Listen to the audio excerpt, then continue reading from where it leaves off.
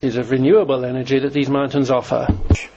Thank you, Mr. Provera. Now the non-attached, Mr. Andrew Henry William Brons. Thank you, Mr. President. In the Commission work programme for 2010, it was said that the European Union must face up to long-term challenges such as globalisation and must regain competitiveness. The problem is that the EU hasn't faced up to globalisation, it's embraced it.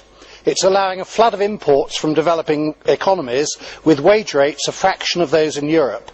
The only way in which we could possibly regain competitiveness would be to drive wage rates down to their levels.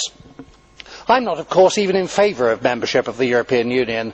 However, even if I were in favour of it, I would accuse its masters of betraying the economic interests of its peoples. I would say that the EU is not so much a European Union as it is a global union, trying to achieve global mobility of all goods and services. I believe that sovereign nation states should rebuild their manufacturing bases and then protect their markets and the jobs of their nationals. However, my message is also for Europhiles. Europe, either as a whole or separately, will fail to protect its manufacturing and its agriculture from third world competition at its peril. Globalisation must be resisted individually or collectively, or it will destroy us all. The Commission's document refers to the alleged need to develop further legal immigration policies to alleviate the perils of demographic ageing. There is no doubt that ageing populations are a concern in many countries. However, we must examine why the problems occurred.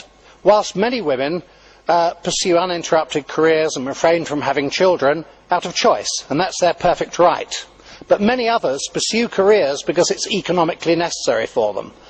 They work in order to pay the bills, not because they have a disdain for motherhood. There is no doubt that this development has had an impact on birth rates, which have been depressed artificially at the behest of economic forces. However, we do not have to take a laissez-faire approach to economic forces. Economic intervention can change those economic forces, and a change in those forces will bring about a corresponding change in family demographics.